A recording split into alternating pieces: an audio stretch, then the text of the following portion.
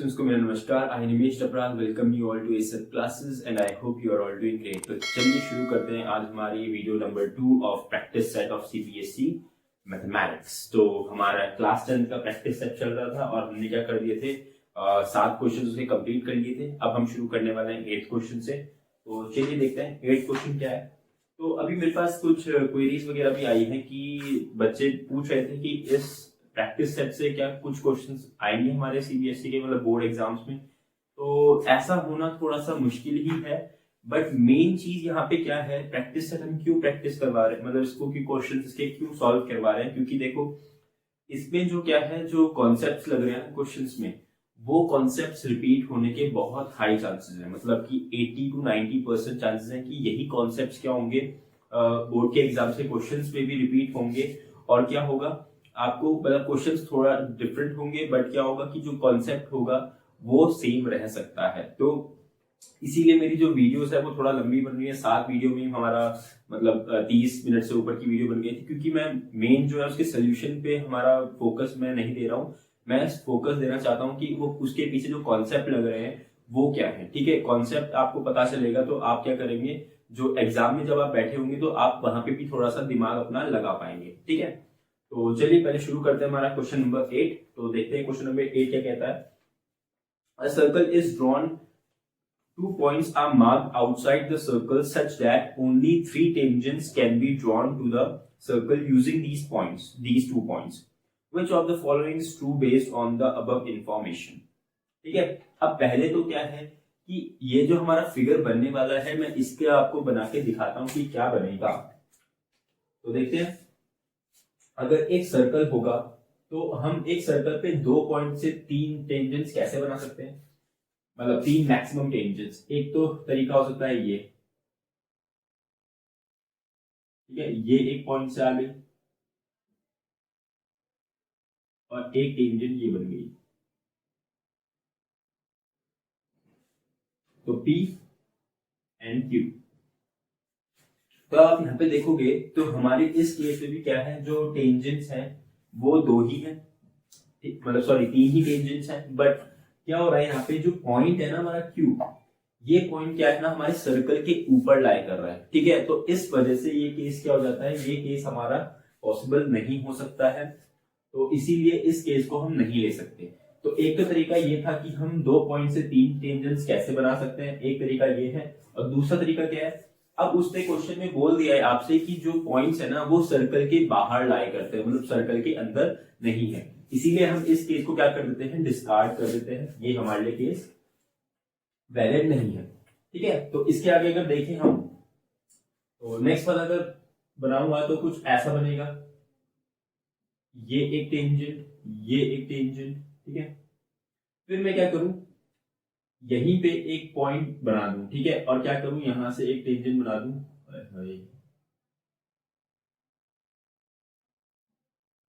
ठीक है, तो आपको दिख रहा होगा यहाँ पे इस केस में भी क्या हो रहा है कि हमारे जो 2 पॉइंट्स है P और Q, उनसे कितनी टेंजेंट्स आ रही है, एक तो ये कॉमन टेंजेंट और एक ये टेंजेंट और ये तीसरी टेंजेंट हमारी ये। तो इस केस में भी क्या हो रहा है, हमारी 3 टेंजेंट्स ही बन रही हैं। तो ये आपके दिमाग में आना चाहिए जैसे वो बोलेगा कि 2 पॉइंट से 3 टेंजेंट्स बन रही है सिर्फ। ठीक है, मैक्सिमम 3 टेंजेंट्स बोला है, ऐसा नहीं बोला है कि आप कोई भी 2 पॉइंट बाहर बनाओ और उससे सिर्फ 3 ही टेंजेंट बना के छोड़ दो, ऐसा नहीं है। कि मैक्सिमम पॉसिबल टेंजेंसी उससे कितनी होनी चाहिए, 3 होनी चाहिए। तो अब हम ऑप्शंस पढ़ते हैं कि ऑप्शंस में क्या क्या बोला है।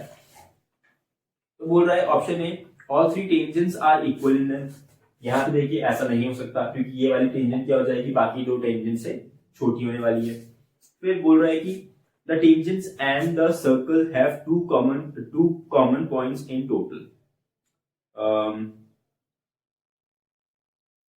सॉरी बी पॉइंट पढ़ना था मैंने, सी पॉइंट पहले पढ़ लिया। Both the points lie on one of the tangents. ठीक है, ये दोनों पॉइंट्स जो है ना वो 2 में से एक टेंजेंट पे तो लाई, मतलब तीनों में से एक टेंजेंट पे तो लाई कर रहे हैं। तो ये तो यहाँ पे आपको ट्रू दिखाई दे रहा है कि जो 2 पॉइंट्स है वो क्या कर रहे हैं, हमारे एक टेंजेंट पे लाई कर रहे हैं। उसके बाद उसने बोला है कि see the tangents and the circle have 2 common points in total. ठीक है, तो ऐसा नहीं है, देखो यहाँ पे टेंजेंट्स और सर्कल के बीच में 2 कॉमन पॉइंट्स नहीं बल्कि 3 कॉमन पॉइंट्स है, 1 2 और ये 3, ठीक है। तो ये भी ऑप्शन गलत हो जाता है। और डी तो ऑप्शन दे रखा है कि such a situation is not possible, तो ऐसा हम हो नहीं सकता, क्योंकि हमारा जो यहाँ पे ऑप्शन बी है वो मुझे सही दिखाई दे रहा है, इसीलिए हमारा इसमें ऑप्शन है बी, ठीक है। तो चलिए आप इस क्वेश्चन के भी बारे में थोड़ा सा लिख लीजिएगा अपनी कॉपी में, मतलब डायग्राम बना लीजिएगा ताकि आपको ये सिचुएशन याद रहे, ठीक है। अब देखो जैसे इसमें क्या हुआ कि सर्कल्स का ना एमसीक्यू में सर्कल का टेंजेंट वाला जो थ्योरम था उसके ऊपर बेस्ड क्वेश्चन आ गया, तो हो सकता है वो टेंजेंट वाले उससे क्वेश्चन वो ना दे क्वेश्चन, ठीक है। हो सकता है वो जो थ्योरम 1 था आपका जिसपे क्या कहता है कि वो रेडियस और जो हमारा टेंजेंट के बीच में at the point of contact 90 degree का एंगल होता है, ठीक है। तो वो वाला क्या करेगा, वो आपको क्वेश्चन उस पर बेस दे सकता है। तो इसीलिए क्या करना कि टेंजेंट वाला तो आप पढ़ ही लेना, बट जो इसके साथ जो दूसरा वाला थ्योरम था उसको भी ढंग से देख लेना। उसके मतलब इधर उधर ऐसा नहीं करना कि सिर्फ थ्योरम पढ़ लिया बस हो गया, नहीं, उसके पीछे पूरी रिसर्च करनी है आपने, पूरा ढंग से उसको पढ़ना है, अलग अलग किताबों से पढ़ लीजिए। क्योंकि क्या होता है ऐसे क्वेश्चंस क्या होते हैं, या आप नॉर्मल क्वेश्चंस करके नहीं कर पाओगे, ये थोड़ा सा उसके बारे में पढ़ोगे थोड़ा सा, तभी ऐसे क्वेश्चंस आप इजीली सॉल्व कर पाते हो, ठीक है। तो क्वेश्चन नंबर 9 देखते हैं। क्वेश्चन नंबर 9 बोल रहा है कि shown below is a circle with 3 tangents KQ, KP and LM. QL is equals to 2 centimeter, KL is equals to 6 centimeter, PM is equals to half of KL. What is the measure of angle LMK? तो मैं ये पहले बना लेता हूँ, उसके बाद में इसको सॉल्व करता हूँ। उसने क्या बोला है हमें, गिवन क्या क्या चीजें हैं कि QL is equals to 2 centimeter, तो ये है हमारी 2 centimeter, फिर KL is equals to 6 centimeter, ठीक है, और फिर दे रखा है कि PM is equals to half of KL। तो अब आपको यहाँ पे सिर्फ एक चीज पता चलनी चाहिए कि ये टेंजेंट्स क्या है, आपस में इक्वल होनी चाहिए, ठीक है। तो इसका मतलब कि अगर ये 2 सेंटीमीटर तो ये भी 2 सेंटीमीटर होगा। फिर उसने बोला है कि PM is equals to half of KL है। अब हमें KL की वैल्यू तो पता है 6 सेंटीमीटर, तो PM की निकाल देंगे क्या, हाफ ऑफ 6 सेंटीमीटर, तो ये आ जाएगी हमारी 3 सेंटीमीटर। तो ये 3 सेंटीमीटर आ गई, तो क्या होगा, ये भी 3 सेंटीमीटर होगा।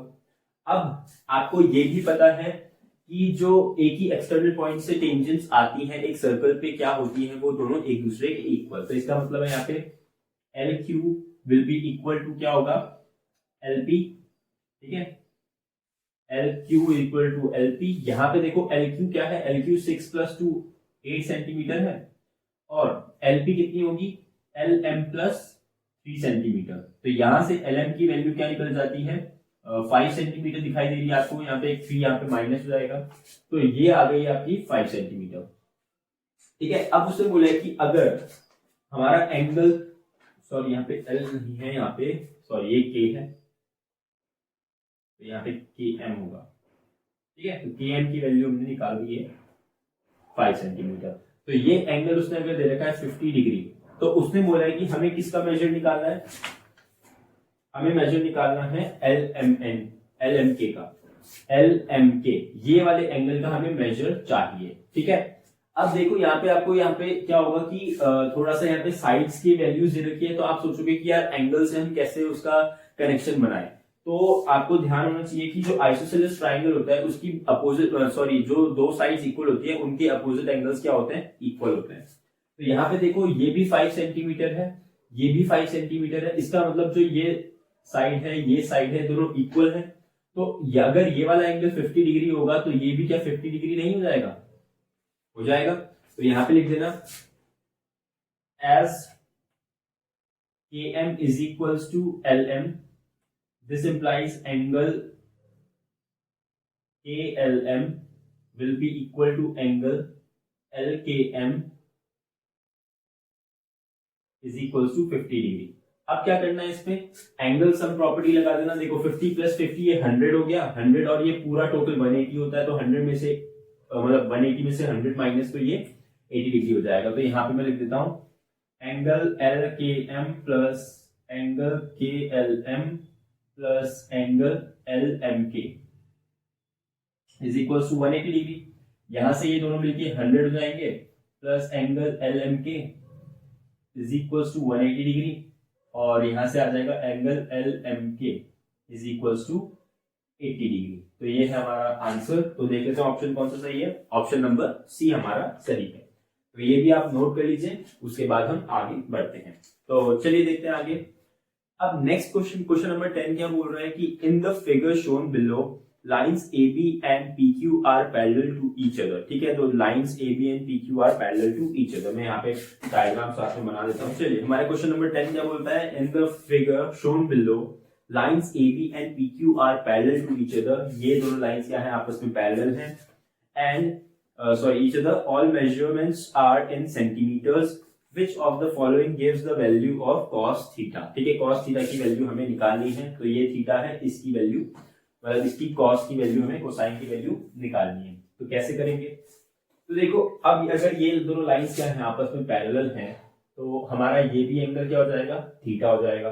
तो दोनों ही ट्राइंगल में क्या करते हैं हम लोग, cos थीटा का फॉर्मूला लगा के देख लेते हैं। तो cos थीटा आपको पता है क्या होता है, बेस अपॉन हाइपोटेन्यूज। ठीक है, तो cos theta is equal to हो जाएगा, यहाँ पे बड़े वाले ट्राइंगल में देखें तो ये हो जाएगा बेस हमारा z, तो z अपॉन हाइपोटेन्यूज क्या है हमारा b और AP। ठीक है, तो b और AP है। AP की वैल्यू इसने कुछ दे रखी है, अच्छा ये y है वैल्यू। ठीक है, तो ये y वैल्यू है। ठीक है, तो ये हो जाएगा y प्लस b। तो ये हमारी cos थीटा की वैल्यू पहले वाले उससे आ गई है। ठीक है, फिर cos थीटा की वैल्यू सेकंड वाले उससे देखते हैं तो कितनी होगी, बी सी अपॉन बी। तो अब देखते हैं ऑप्शन, पहले देख लेते हैं कि क्या बोल रहा है ऑप्शन हमें। तो यहाँ पे तो सी अपॉन बी मुझे इसका आंसर सही दिखाई दे रहा है। उसके अलावा क्योंकि सी अपॉन बी डायरेक्टली आपको सही दिख रहा है, तो आप यहाँ पे कुछ और वो नहीं कर सकते, तो उन्हें आंसर आपको सही देना पड़ेगा। बाकी सारे तो मेरे को ऐसे दिखाई दे रहे हैं, सी अपॉन बी प्लस वाई। तो यहाँ पे z है तो ये इसलिए सही नहीं हो सकता। A plus X upon B plus Y हमारा नहीं हो सकता, क्योंकि वो हो जाएगा हमारा साइन थीटा। ठीक है, तो ये हमारी आंसर आ गया। तो बड़ा ही इजी क्वेश्चन था, मेरे को लगा कि थोड़ा सा इसमें कुछ ना कुछ काम तो करना पड़ेगा, बट ये तो डायरेक्टली आ गया। ठीक है, तो आप ये भी कर लीजिए, उसके बाद आगे बढ़ते हैं। बस इसमें पैरेलल लाइंस का वो लग रहा था और उससे आंसर आ गया है।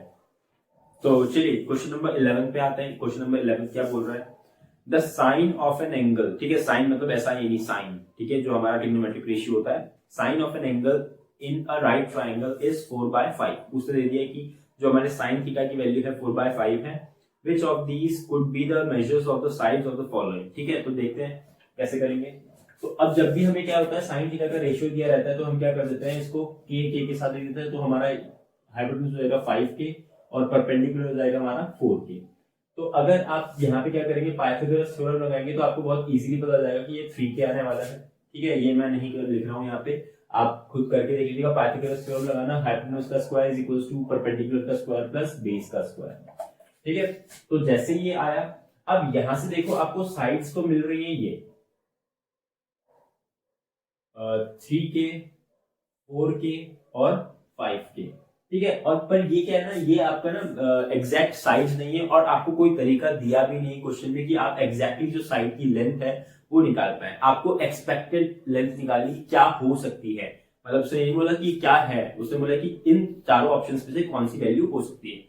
तो ऐसे क्वेश्चंस करने के लिए आपको क्या करना पड़ता है, तो जैसे यहाँ पे कॉमन नंबर k दे रखा है ना, इस k को देखना पड़ता है कि ये सारे जो हमारे ऑप्शन में से किस में ये सेम है। जैसे मैं मान लो यहाँ पे तीनों को 3 से मल्टीप्लाई करूंगा।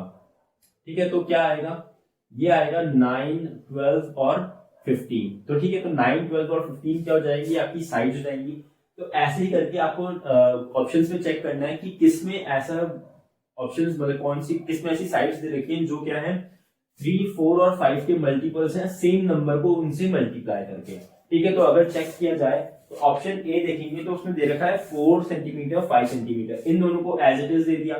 ठीक है, मतलब इनको 1 से मल्टीप्लाई कर दिया, और 3 को उसने तीसरी साइड उसने 9 दे दिए, तो 3 को उसने 3 से मल्टीप्लाई कर रखा।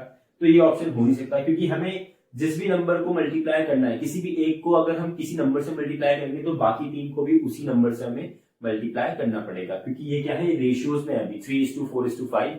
तो जिस भी नंबर को हम इनसे मल्टीप्लाई करेंगे वो सारे ही नंबर से सारे ही साइड से मल्टीप्लाई होने वाला है। ठीक है, तो नेक्स्ट वाला ऑप्शन देखें तो 4, 5 एंड रूट 41 बिल्कुल नहीं हो सकता, क्योंकि देखो 4 सेंटीमीटर और 5 सेंटीमीटर सेम वही साइड से रखी है और तीसरी वाली को रूट 41 सेंटीमीटर बना दिया उसने खुद से, जब जो की चीज हो नहीं सकती। ठीक है, फिर देखें 6, 8 और 10। तो 6, 8 और 10 में देखें तो देखो 3 को मैं मल्टीप्लाई कर सकता हूँ 2 से, तो ये बन जाएगा 6, इसको भी मल्टीप्लाई कर सकता हूँ 2 से, तो ये बन जाएगा 8, और इसको भी मल्टीप्लाई कर सकता हूँ 2 से, तो ये बन जाएगा 10। तो ये 6, 8, 10। तो यहाँ पे मुझे जो ऑप्शन 6, 8, 10 दिखाई दे रहा है वो मुझे सही दिखाई दे रहा है। बाकी जो डी ऑप्शन है, डी में भी उसने सही नहीं कर रखा है। मतलब उसने क्या किया है, 4 को 2 से मल्टीप्लाई कर दिया, 5 को भी 2 से मल्टीप्लाई कर दिया, और 3 को पता नहीं उसने क्या बना दिया, 4 रूट 41। तो आपको ये क्वेश्चन जिसमें क्या होता है कि आपको एग्जैक्ट तरीका नहीं उसने प्रोवाइड किया है कैसे क्वेश्चन को सॉल्व करना है, तो उसमें आप ऐसे एस्टिमेशन से वैल्यू निकाल सकते हैं, एस्टिमेशन से या हिट एंड ट्रायल से। ठीक है, तो ये भी आप नोट कर लीजिएगा कहीं पे। तो हम आगे बढ़ते हैं। फिर देखिए अब वो नेक्स्ट क्वेश्चन बोल रहा है, क्वेश्चन नंबर 12 स्टैटिस्टिक्स का है, जो कि मेरे लिए बहुत ज्यादा वीक सब्जेक्ट है। मैं बिल्कुल स्टैटिस्टिक्स को पसंद नहीं करता हूँ। तो आई डोंट नो आपका क्या होगा कि स्टैटिस्टिक्स शायद आपको पसंद होगी, बट मेरे को बिल्कुल भी नहीं है। The marks obtained by a set of students in an exam are recorded in a grouped frequency table. ठीक है, the maximum number of students are found to be in the range of 70 to 80 marks. ठीक है, और उसके बाद बोल रहा है कि if the number of students in the ranges before and after the 70 to 80 range are equal, which of the following is the mode of the data? तो ये कुछ ऐसा बोल रहा है कि हमारा जैसे मान लो रेंज ये थी 10 to 20, 20 to 30, 30 to 40, ऐसे करके डॉट डॉट डॉट रेंज रही होगी, तो 70 to 80। तो उसने बोला जो मैक्सिमम नंबर ऑफ बच्चे हैं ना वो इस रेंज के अंदर आते हैं। ठीक है, जैसे मान लो यहाँ पे 40 बच्चे आते हैं, बाकी ऊपर नीचे क्या आते हैं, सॉरी यहाँ पे 60 देते हैं, 60 बच्चे आते हैं, 100 बच्चे टोटल थे, तो 100 में से 40 इन सारी रेंजेस में आ गए, 40 नहीं 20, और बाकी की जो 80 से 90, 90 से 100 इसकी रेंज में आने वाले बच्चे हो गए वो कितने, 20। तो आप देखेंगे कि यहाँ पे आपको मैक्सिमम नंबर ऑफ बच्चे जो किस रेंज में मिल रहे हैं, 70 to 80 की रेंज में मिल रहे हैं, और जो बाकी की रेंजेस में है, इससे पीछे वाली रेंजेस में सारे बच्चे क्या है, इक्वल हैं, और इसके बाद वाले में भी क्या है, इक्वल है। तो उसने ऐसा कुछ सिनेरियो दे दिया है, बट यहाँ पे उसने नंबर ऑफ किड्स को नहीं बताया कि कितने होंगे स्टूडेंट्स को। ठीक है, तो ये चीज ने मिसिंग कर दी है। तो इसका वो देखते हैं आगे क्या बोल रहा है फिर। मोड निकालना है इसका, और मोड में ऑप्शन दे रखा है 70, 75 और 80। तो देखो यहाँ पे आप कॉमन सेंस से आंसर निकाल सकते हो, क्योंकि आपने देखा होगा कि जब हम मीडियन वगैरह भी निकालते हैं तो हमारी जो लोअर लिमिट है वो तो कभी आंसर हो नहीं सकती। ठीक है, जो लोअर लिमिट और अपर लिमिट होते हैं ना वो एक्सक्लूडेड होते हैं हमारे जो रेंज से। ठीक है, मतलब यहाँ पे जो जिन बच्चों के 70 और 80 मार्क्स आए होंगे ना वो यहाँ पे इंक्लूडेड नहीं होते। इसीलिए क्या होगा, जो मोड होगा वो हमारा इन दोनों अपर लिमिट और लोअर लिमिट में से कोई भी नहीं हो सकता।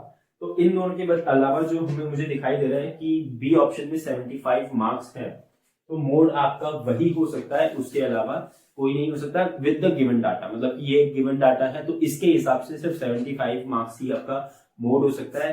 उसके अलावा जो डी ऑप्शन है वो आप चूज बहुत कम सिचुएशंस में करें तो ज्यादा बेटर रहेगा। तो क्योंकि वो थोड़ा सा ऐसा सीबीएसई तुम्हें आपको बहुत ही कम क्वेश्चन में देगा कि ऐसा लिखा हो कि mode can not be found या डाटा इनसफिशिएंट। ठीक है, डाटा इनसफिशिएंट सी वाले वो क्वेश्चन कभी देगा। तो ऐसी केस में क्या करना होता है, आपको यहाँ पे फिर से क्या करना है, आपको थोड़ा सा कॉमन सेंस का यूज करना है, और बीच वाली जो 75 मार्क्स आपका वो आएगा तो आपका वो आंसर होगा। ठीक है, तो चलिए हम आगे बढ़ते हैं इसके बाद। तो चलिए 3 क्वेश्चन पढ़ते हैं। In the given figure below a unit square ROST is inscribed in a circular sector with center O. Along with the above information, which of these is sufficient to find the area of sector POQ? मतलब हमें area of sector अगर POQ निकालना होगा तो हमें क्या क्या information required होगी, ये वो हमसे पूछ रहा है। ठीक है, तो अगर हम इस फिगर को देखें तो उसने बोला है कि ये 1 स्क्वायर यूनिट स्क्वायर का है, तो 1 स्क्वायर यूनिट इसका क्या होगा, एरिया होगा। तो अगर इसका एरिया 1 स्क्वायर यूनिट है तो आपको ये पता चल जाएगा कि इसके जो साइड होगी वो 1 यूनिट होगी, है ना। तो स्क्वायर की साइड है 1 यूनिट। कैसे ऐसा हुआ, तो ए स्क्वायर इज इक्वल टू, ये हमारा एरिया होता है, इज इक्वल टू यहाँ 1 दे रखा है, तो ए भी आपका क्या हो जाएगा 1 यूनिट। ठीक है, तो यहाँ पे जैसे ये हुआ, तो अगर आप देखें तो यहाँ से ना हम इसका रेडियस बड़े आराम से निकाल सकते हैं, मतलब कि जो हमारा सेक्टर है उसका रेडियस कैसे, अगर हम इस डायगोनल को स्ट्रेच करेंगे तो आपको दिख रहा होगा OT आपका क्या है, रेडियस भी बन रहा है। और आप यहाँ पे क्या कर सकते हैं, क्या आप वो लगा सकते हैं यहाँ पे हमारा पाइथागोरस थ्योरम, ये भी साइड दी है ये भी साइड दी है, हाइपोटेनस निकालना है, तो आपका हाइपोटेनस क्या हो जाएगा, X square is equal to 1 square plus 1 square, जो कि इक्वल टू हो जाएगा X square is equal to 2 और एक्स इज इक्वल टू √2। तो आपको रेडियस भी बड़े आराम से मिल गया, √2 यूनिट। ठीक है, तो ये भी चीज मिल गई है। अब रेडियस के अलावा हमें क्या चाहिए होता है, उसका जो हमारा एंगल वो क्या कर रहा है, हमारा डिस्क्राइब कर रहा है पूरे उसमें, तो एंगल मिल जाएगा, तो हमें क्या मिल जाएगा, एरिया ऑफ द सेक्टर मिल जाएगा। वरना अगर वो नहीं मिलेगा, एंगल नहीं मिलेगा, तो मुश्किल है हमारा सेक्टर का एरिया निकालना है। तो अब उसने ऑप्शंस में क्या दे रखा है कि area of the square ROST। देखो एरिया ऑफ द स्क्वायर तो पहले से ही गिवन है, ठीक है, तो वो तो ऑप्शन वैसे ही एलिमिनेट हो जाता है। उसके बाद बोल रहा है कि रेडियस ऑफ सेक्टर POQ। अब मैंने आपको यहाँ पे दिखा दिया है कि जो रेडियस भी हमने वो स्क्वायर के उससे निकाल दिया, तो हमारा कोई एडिशनल इंफॉर्मेशन उससे नहीं मिलेगी, तो ऑप्शन बी भी एलिमिनेट हो गया। आर्क लेंथ PQ, मतलब कि अगर वो आर्क लेंथ दे दे तो क्या आप निकाल पाएंगे, तो बड़े आराम से निकाल दोगे। यहाँ पे देखो, आपको पता है आर्क लेंथ का फॉर्मूला क्या होता है, arc length is equal to ये होगा θ/360 इंटू 2πr। अब देखो यहाँ पे आपको आर्क लेंथ गिवन होगी, आर भी गिवन होगा, तो थीटा निकल जाएगा क्या, और एक बार थीटा निकल गया तो क्या हो जाएगा, हमारा एरिया ऑफ सेक्टर हमारा निकल जाएगा बड़ी आराम से। तो इसीलिए जो ऑप्शन हमारा सी है ना, वो बिल्कुल सही है, और आपको उसी की जरूरत है हमारा एरिया ऑफ सेक्टर निकालने के लिए इन ऑप्शन के हिसाब से। तो चलिए आप ये भी नोट कर लीजिए, उसके बाद हम आगे बढ़ते हैं। तो चलिए क्वेश्चन नंबर 14 क्या बोलता है वो देखते हैं। Fibonacci sequence is a pattern in which each number is obtained by adding the previous two numbers except the first two numbers. The pattern is 0, 1, 1, 2, 3, 5, 8, 13। तो इसमें आपको मैं पैटर्न बहुत अच्छे से दिखाता हूँ। 0 और 1 जो हमारी पहले की दो टर्म्स है वो अलग से आ जाती हैं, बाकी आगे की टर्म्स कैसे आती हैं, देखो आगे की टर्म जो 1 आई वो कैसे आएगी, 0 + 1 = 1। ठीक है, यहाँ पे मैं लिख देता हूँ साथ ही साथ, जैसे पहले की दो टर्म उसमें वो पहले से ही गिवन रहेगी। इसके आगे टर्म कैसे आएगी, ये आएगी 0 + 1 = 1। फिर नेक्स्ट टर्म देखें तो नेक्स्ट टर्म कैसे आएगी, प्रीवियस टू टर्म्स को ऐड करके, तो 1 + 1 = 2। फिर नेक्स्ट टर्म कैसे आती है, प्रीवियस टू टर्म्स को ऐड करके, तो 1 + 2 = 3। फिर आगे वाली टर्म कैसे आएगी, 3 और पीछे मतलब प्रीवियस टू टर्म्स को ऐड करके, तो ये आ जाएगी 3 + 2 = 5। तो ऐसे करके आगे हमारी क्या होती है, सीरीज बढ़ती रहती है फिबोनाची सीक्वेंस में। ठीक है, तो यहाँ पे उसने ऐसा ही कुछ दे रखा है। फिर वो बोल रहा है कि shown below is a representation of the first few terms of the Fibonacci sequence in a unit square grid. The terms represent the side length of the square, what is the area of the shaded region. तो उसने बोला कि अगर हमारा क्या है, ये जो हमारा शो कर रहा है ये फिबोनाची सीक्वेंस के पहले के कुछ टर्म्स को रिप्रेजेंट कर रहा है, और यहाँ पे इन अ यूनिट स्क्वायर ग्रिड, और ये क्या है जो अंदर इन स्क्वायर बॉक्सेस के लिखा हुआ है, ये इन स्क्वायर बॉक्सेस की लेंथ है। जैसे ये 1 लेंथ है तो ये 1 इसका वो है, ये 1 इसकी लेंथ है, ये फिर 2 क्या है, 2 इसके स्क्वायर के जो साइड की लेंथ है, फिर ये 3 क्या है, 3 इस स्क्वायर के साइड की लेंथ है, फिर ये 5 ये जो इस स्क्वायर के साइड की लेंथ, और फिर यहाँ पे देखो अब क्या होगा, आपको आगे जो ये शेडेड पार्ट है ना, ये वाला, ये मेरा डायग्राम थोड़ा अच्छा नहीं दिखाई दे रहा होगा क्योंकि मेरे को इतना अच्छा डार्क नहीं है, बट आपको साइड में जो वीडियो पे दिखाई दे रहा होगा तो आपको वहां पे अच्छे से डायग्राम दिख रहा होगा। ठीक है, तो ये हमें क्या करना है, शेडेड रीजन का हमें एरिया निकालना है। तो कैसे निकालेंगे, सबसे पहले तो हमें क्या करना चाहिए, ये एक सेक्टर बनता हुआ दिखाई दे रहा है। ठीक है, सेक्टर या क्वाड्रेंट इसे बोल सकते हैं। क्वाड्रेंट दिखाई दे रहा है, तो क्वाड्रेंट के लिए हमें क्या क्या चाहिए होता है एरिया निकालने के लिए, एक तो उसका रेडियस, दूसरा उसका एंगल। एंगल हमें पता है ये 90 डिग्री होने वाला है, ये वाला। ठीक है, और ये रेडियस हमें चाहिए, तो कैसे निकालेंगे, यहाँ पे उसने बोला है कि ये फिबोनाची सीरीज है। फिबोनाची सीरीज का मतलब क्या हो गया, नेक्स्ट टर्म कैसे निकलती है, प्रीवियस टू टर्म्स को ऐड करके, 1 + 1 2। नेक्स्ट टर्म कैसे निकलेगी, 1 + 2 3। फिर नेक्स्ट टर्म कैसे निकलेगी 2 + 3 5। अब नेक्स्ट टर्म कैसे निकलने वाली है 3 + 5 8। ठीक है, तो यहाँ पे जैसे ये 8 आया तो इसकी साइड की लेंथ 8 हो गई, इसका मतलब इसका रेडियस हो गया हमारा 8। ठीक है, तो अब इस क्वाड्रेंट का एरिया निकालेंगे कैसे, तो हम लिखेंगे एरिया ऑफ क्वाड्रेंट। ठीक है, एरिया ऑफ क्वाड्रेंट जैसे लिखा तो यहाँ पे एरिया ऑफ क्वाड्रेंट होता है θ/360 इंटू पाई आर स्क्वायर। ठीक है, तो यहाँ पे जैसे लिखेंगे तो थीटा हमारा है 90, तो 90/360 इंटू पाई इंटू आर कितना है हमारा 8 इंटू 8। ठीक है, रेडियस हमारा 8 इंटू 8, तो ये कितना टाइम्स हो जाएगा 4 टाइम्स और ये 4 2 टाइम्स, तो ये आ जाएगा 16 पाई स्क्वायर यूनिट्स। तो ऑप्शन में देख लेते हैं कौन सा हमारा सही है। तो 16 पाई स्क्वायर यूनिट्स कौन से ऑप्शन में दे रखा है, तो आपको दिख रहा होगा ऑप्शन नंबर बी आपका सही है 16 पाई स्क्वायर यूनिट्स। अब मैंने यहाँ पे पाई को क्यों नहीं खोला, क्योंकि यहाँ पे मेरे को ऑप्शंस पहले देख लिए थे।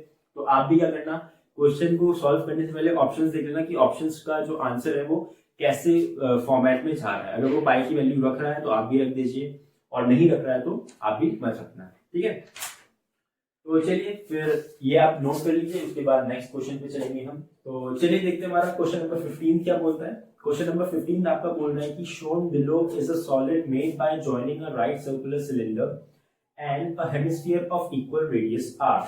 ठीक है, तो यहाँ पे क्या है, हमारा हेमिस्फीयर और सिलेंडर साथ में ज्वाइन किए गए हैं जिनका रेडियस सेम है। फिर the total surface area of the solid is equal to the surface area of a sphere with twice the radius of the solid। ठीक है, तो हमें बोल रहा है कि जो इसका टोटल सरफेस एरिया है ना वो किसके इक्वल है, हमारे इस ऐसे स्फीयर के सरफेस एरिया के इक्वल है जिसका रेडियस क्या है इसके ट्वाइस है। तो हमें क्या बोल रहा है कि which of the following gives the height of the cylinder in the above solid। तो हाइट हमें इसका निकालनी है, तो कैसे निकालेंगे, तो यहाँ पे क्या हो जाएगा PSA of solid is equals to SA of sphere। ठीक है, ये आया। तो यहाँ पे देखो इसका कैसे निकलेगा CSA of hemisphere, CSA of cylinder और साथ में बेस ऐड होगा, तो ये हो जाएगा 2 pi R square plus 2 pi R H plus pi R square is equals to यहाँ पे क्या हो जाएगा ऐसे, तो 4 पाई 2r का स्क्वायर, क्योंकि इसका रेडियस है डबल।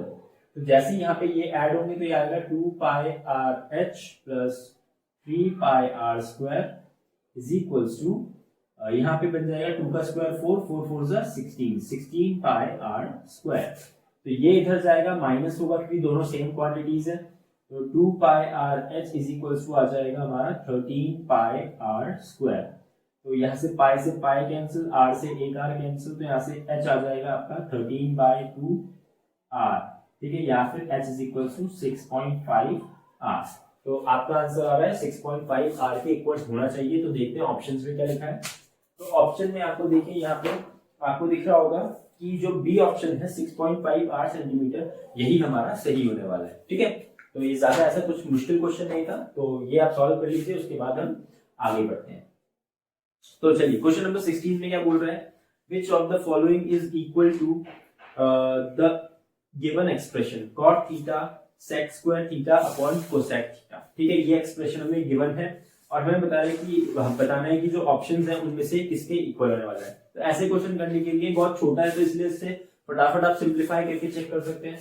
तो यहाँ पे सिंप्लीफाई करेंगे तो ये आएगा cot थीटा को भी ऐसे ही रहने दो।